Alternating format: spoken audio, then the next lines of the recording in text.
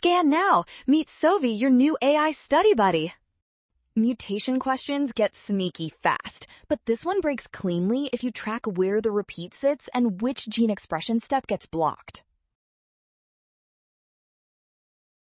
First, the GAA insertion is in a non-coding region of the FXN gene, so it does not directly add amino acids to frataxin, and it is not mainly a translation problem. Next, the model shows an unusual triplex DNA structure, and that kind of warped DNA can physically block RNA polymerase from properly binding or moving along the gene. That means less FXN mRNA gets transcribed, so downstream frataxin protein production drops, and that matches option C exactly. Well done! Option C. Scan now. Trap. Do not rush to translation. Rule. Trust the given mutation location and check which expression step is blocked.